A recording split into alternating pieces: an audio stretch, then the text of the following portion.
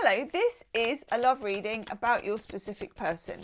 So this is for you if you are thinking about somebody you're dating right now, someone you're in a situationship with, someone that's your ex, or somewhere in between all of those things. So it's about a specific love connection that has either already happened or is going on at the moment, okay? And it's on your mind.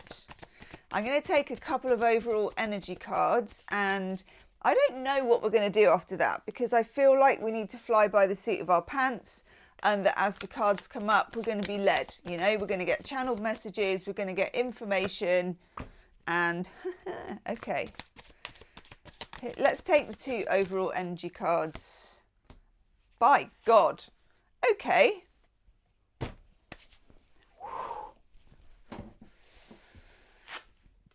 First off, we've got the Five of Swords. This is Venus in Aquarius. So I would say that we are dealing with somebody, because Venus in Aquarius is a bit of a separate, kind of detached feeling person.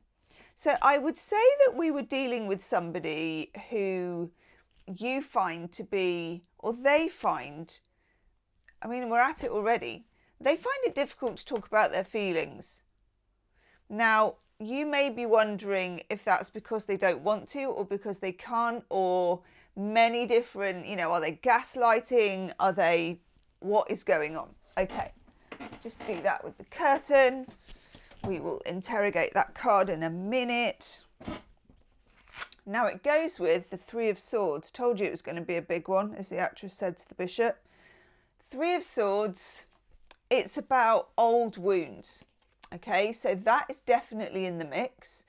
This is not as much of a grim Three of Swords as some of them can be, but it's still the Three of Swords. We're still dealing with something. So something about this connection is touching on old wounds, and it's definitely for them.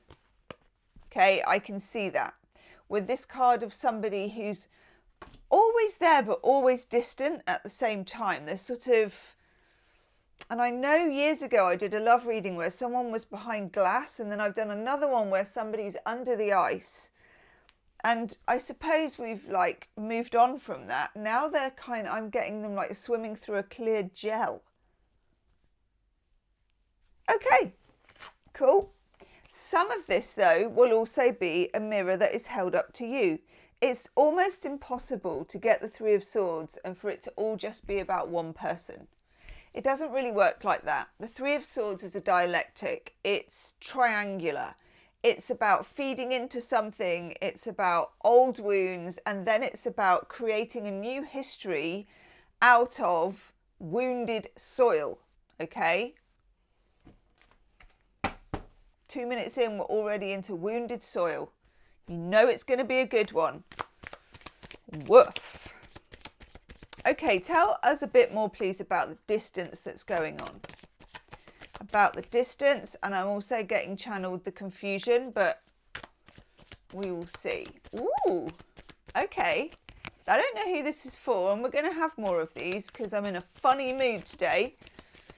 One of you, I'm getting channeled, and it's really... You've got a key ring, you've got a key on a key ring that has a polished gemstone. So this could be, and I'm not brilliant with crystals and stuff, but I'm talking about one of these, that's been kind of highly polished, and it's not very big. These are obviously a bit more sizable. And it's on a key ring. For a few of you as well, and I don't know if this is the same item, I think maybe not. And I had this maybe in another pick a card reading that I did. I'm getting a turquoise, and I don't even know if there is one, a turquoise stone. A really turquoise stone. Okay. The weird and the wonderful. Oh, nice. Okay, we'll look into that though. Queen of Wands. And you. Okay.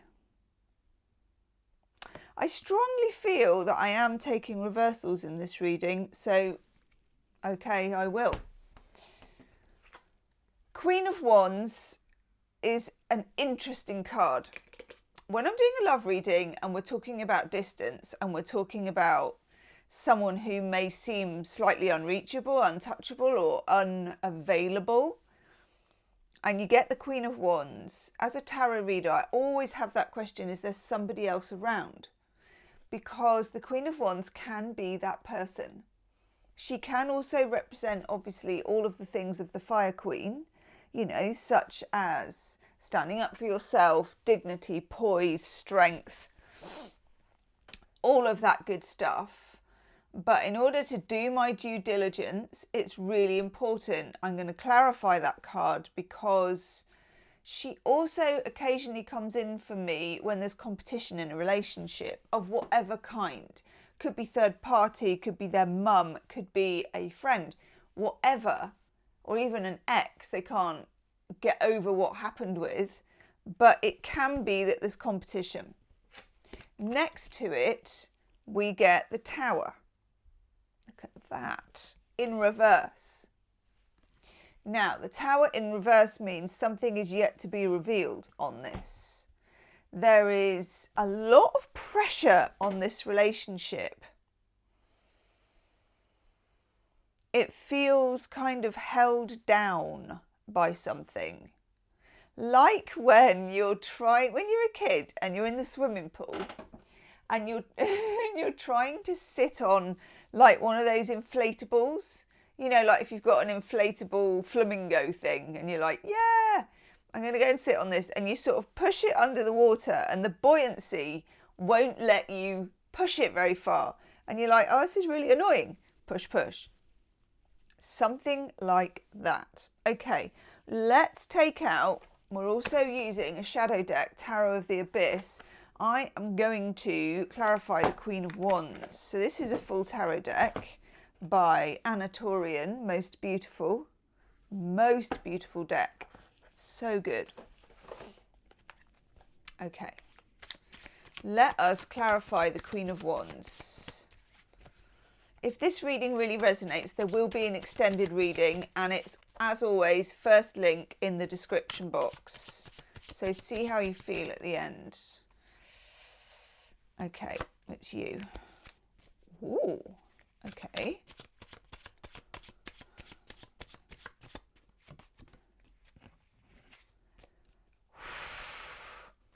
The thick plottons, as they say.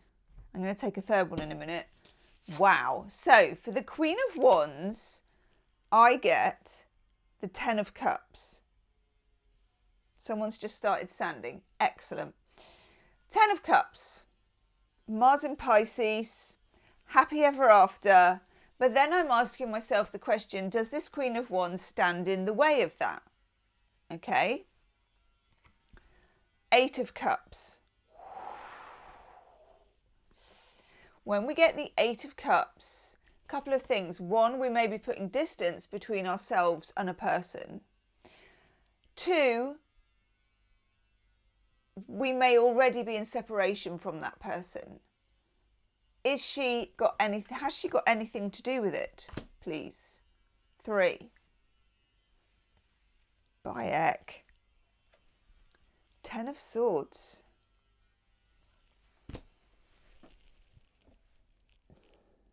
Okay.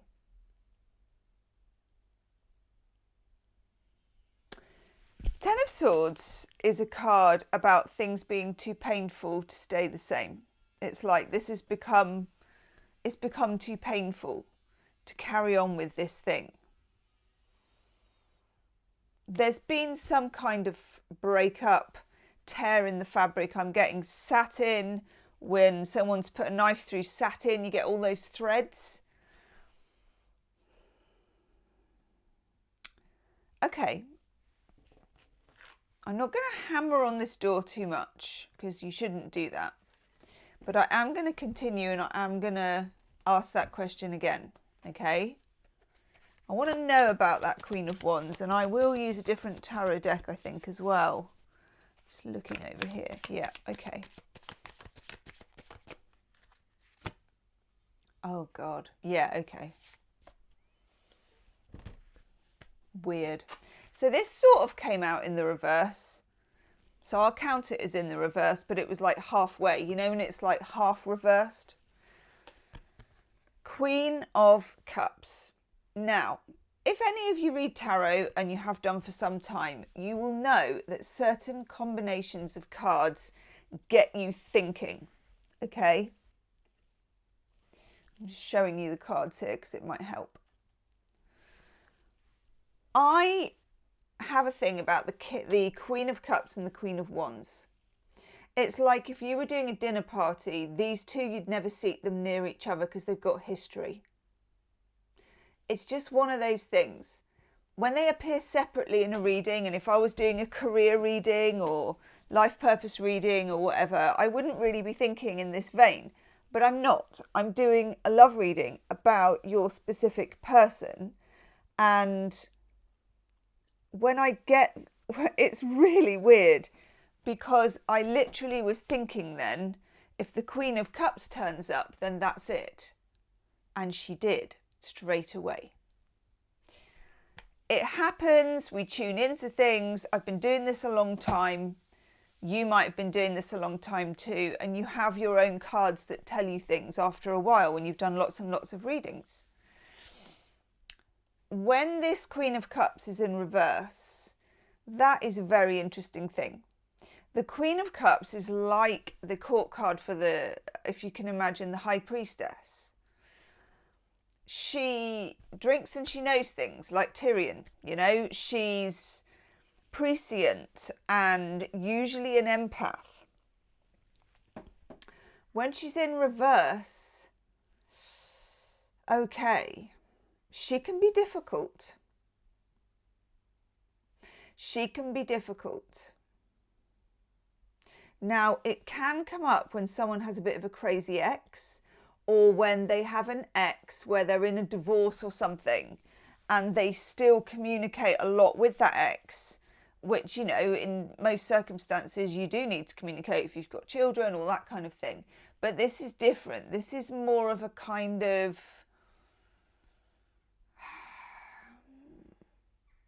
a feeling of obligation or guilt. The Queen of Cups in reverse can be, she can be a bit, well, do you know what? Normally she can be a bit manipulative. She can be that person whose boiler's always breaking and they're rushing over there to help and all that. I'm not completely getting that either. This is muddy waters. No wonder you were like, oh my God, you know, is it a situationship, relationship, or a sinking ship? Okay. I get the feeling you might be the Queen of Cups and that the Queen of Wands is the competition, but you're almost feeling cancelled out and you're in the reverse. You know a lot of things, the Tower in reverse, that are not out there about whatever the story is about this relationship, about whatever there is to say about this relationship. You've sort of got it all under your crown and you're not, well, getting the opportunity to talk for some reason. Also, you may have come to the end of your intuition with this. You're like, I just can't even fathom. And I love to use the word fathom because it's measuring water. 7 of Wands, competition. Fighting for your place, fighting for your ground. In the connection that you're in, there is a measure of having to fight for your territory. Now, I don't know whether that is against another person, I hope not, or whether it's that you need to step up and own the situation more and own your own identity more. 7 of Wands, Mars in Leo. You know, it's big style. This is my land. It's I've got a big stick and off you go. I'm going to kick you down the hill. Definitely not advocating any violence, by the way.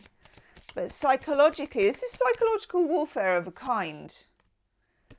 And then we get the King of Pentacles, which is nice to see. King of Pentacles is a decent person. It's somebody who shows up. It's someone who you can rely on. I'm very pleased to see him. He's got a very mellow energy.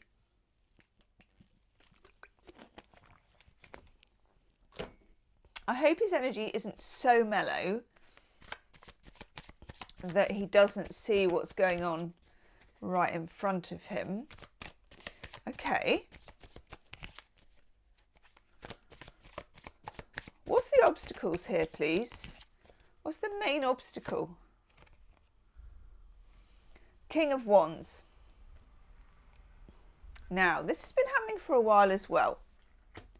The King of Wands and the King of Pentacles, or the King of Swords and the King of Pentacles, have been turning up together, in that you've got somebody here, or you are dealing with someone who has two different ways of showing up. One way is that they're really reliable, they're mellow, they're helpful, they've got that King of Pentacles vibe. Another way is that they are super attractive. I mean, I'm not going to, let's just say it like it is. Really attractive, fairly charismatic, maybe not just with you. Charismatic people don't save their charisma for you privately. They just have it and other people sense it too. So there's a sense here of charisma, of confidence, of being good in the bedroom, and knowing it and feeling comfortable in their own skin. You never quite know who you're going to get here. More about the obstacle, please. Oh my God. Oh my God. There he is.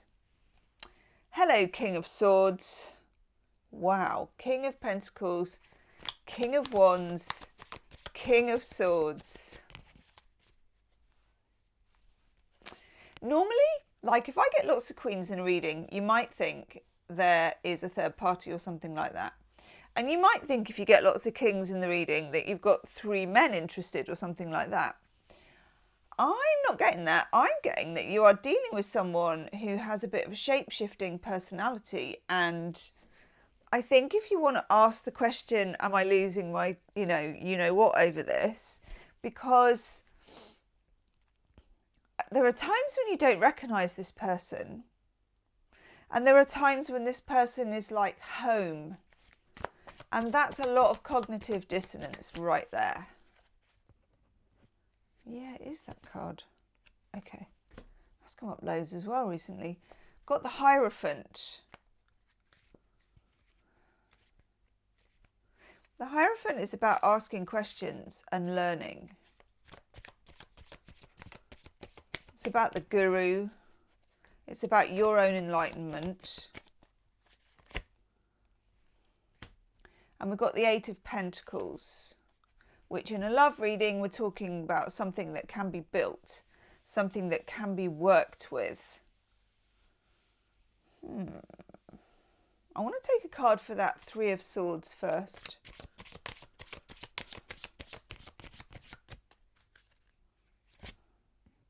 Ooh, that's good. Okay, for the 3 of Swords, which is what is psychologically really at the kind of root of this, we get the 10 of Wands. Again, I think you're finding, or you will be very soon, that this is too much for you to carry. That you're not willing to just keep all that to yourself in terms of the 3 of Swords. 3 of Swords, because it's to do with old wounds, it can be quite a private card, where you don't tell other people about it or you're not open about it. I feel like you're going to get to the point where you want to be open about it. You want to drop the burden, but in order to drop the burden, you've got to point to the burden and somebody else has to see it. And I think actually somebody else seeing and acknowledging the burden will make it disappear anyway. Now, in order to be seen, I think you need this person to see what it is that you're carrying for them, or what you have been carrying for them. how things have been for you.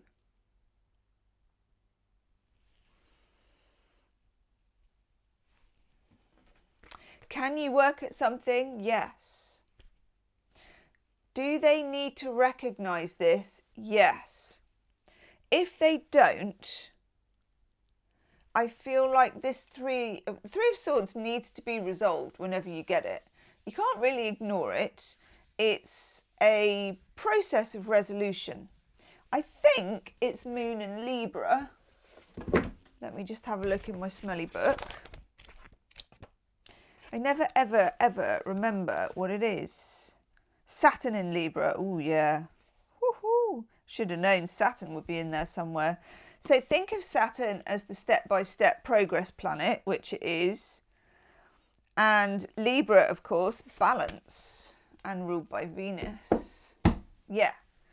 The scales are drastically tipped. You're carrying the psychological stress that this person doesn't want to look at. Now, I'm going to go further than that. There is a small group of you here who are very empathic. And those of you that are very empathic will more than be carrying this person's wound. You will be unable to separate yourself from it in some way. There's a sense of, it's difficult being an empath, right? Because you kind of know psychologically, rationally, however else you want to put it, you kind of know, don't you, that you shouldn't get too involved in somebody else's pain or stories. That you need to maintain your own identity, which is difficult for empaths because it's your porous nature that means that energy can move through you and that you can relate to everybody, and it gives you those different levels of sort of spiritual consciousness and all of the good and great things about being an empath. Woohoo! But in your love life, what it can do is make you overly open and overly sensitive to someone else's needs and pain. And if we're going to get really deep, and it looks like we might, you are also avoiding your own by diving into theirs. And I'm now getting channeled you being rescued from the water. Wow, that is really, really clear. And for some reason, this could be like weird past life stuff, and I don't understand past life stuff. I know it when I get it. You know, I'm thinking that's past life stuff, but I don't understand it. I mean, who does? But I'm getting you hauled from the water onto the deck. Still breathing, but rescued. And it feels like the water represents the subconscious. You've got weird connection with this person in that you may have already guessed things about them, known things about them. I'm getting like a telepathic kind of link. I'm getting that you get weird, I don't know what it is. Okay, I'm going to relax a bit. Hang on.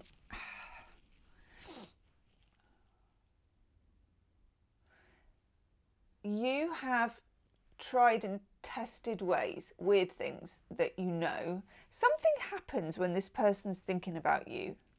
Something happens and you know it. In the early days of knowing this person, you may have had a prescience about them or about their life, or you may have experienced something that makes you very capable of understanding them. Doesn't mean you necessarily should go about doing that all the time or not, but that's something that you probably can't fathom in yourself. By God. 10 of Swords, which we already had as a shadow card. This is a big deal. Whether or not this relationship continues, survives, revives, whatever, you are changing something here. This is pattern breaking stuff, okay? Pattern breaking stuff. Yeah, Four of Swords. This is really important, okay? You need to rest. Whether you're in contact with this person or not, if you're in contact with this person and it's causing you a massive amount of stress, for God's sake, leave your phone alone for a couple of days or however long it is. Just take a break. If you are looking at their social media a lot, then don't. We all do this. This is a human curiosity.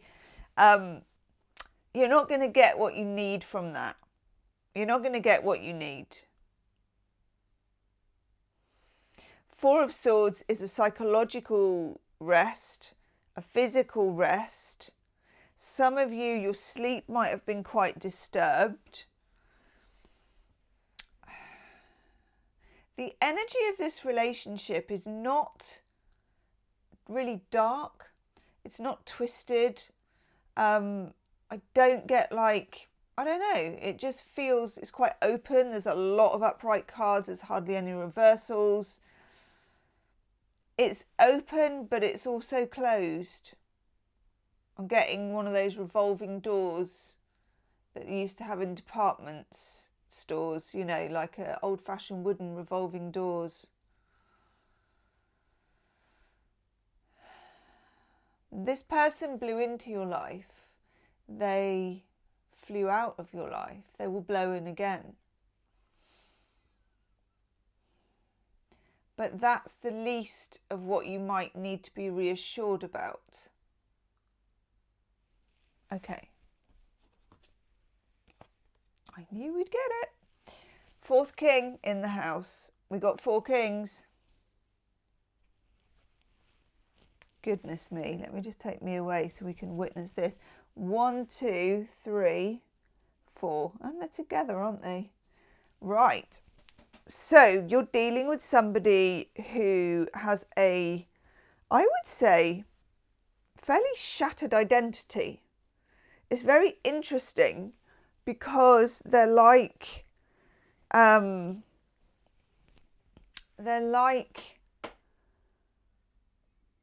of those, what do they call them?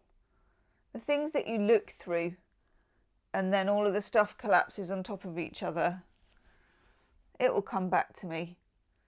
They're fragmented, they're defragmented, they're sort of discombobulated.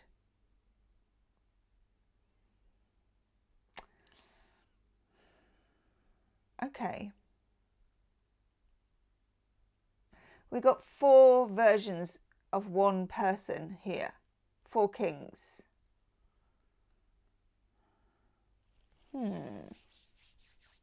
What do I want? Yes. I'm going to take a few Lightseer's Tarot. Can you tell me something here, please, about 4 kings? Split identity, like a fracture in somebody's identity that you're caught up in. Ooh, well, okay.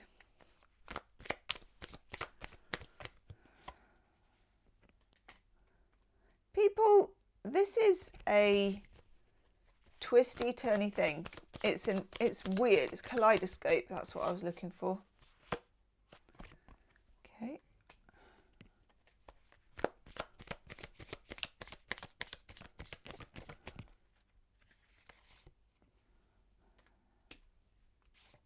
Whoa. I'm going to tell you then that the glittery devil popped up but didn't actually come out. He's such a bad boy. Right, okay. So, we've got the 2 of Cups, which is rather lovely. There is of course, some lovely blending of energies between you and this person. There's two kinds of blending. There's a beautiful kind of blending, and then there's the, it's not a negative kind of blending, but there's the blending that drains you and costs you your energy and has you trying to work out this person's identity today. 8 of Cups in reverse. Oh, what an interesting card that is. 8 of Cups, all 8s are about movement. This is about distancing yourself. So it could be a breakup that you and this person are in separation, or that you distanced yourself from this person, or this person has distanced themselves from you. There is an emotional distancing, okay, definitely. When you get the 8 of Cups in reverse, somebody wants to come back. Now, we don't get necessarily whether that's a good thing or not. We just get the message that they do. Now, this can be a boomerang relationship where you've been hot and cold, off and on, you know, in and out like a fiddler's elbow. Or it can be where there's distance and somebody is wanting to reconnect. I feel like there is this possibility of reconnection, but there's also such a lot unspoken about with this Tower in reverse and the Queen of Cups in the reverse. You've got the Knight of Wands and the Knight of Pentacles. This person is spontaneous, immediate, attractive, charismatic, cautious, deliberate. I mean, it's like two opposites. Careful and thoughtful. Okay. We got the 9 of Wands in reverse. I quite like that.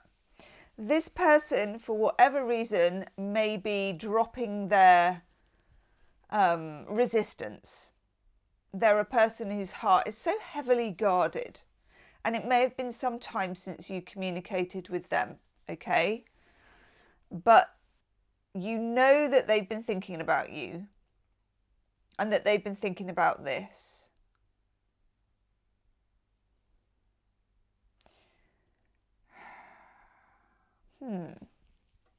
Love Oracle card, please.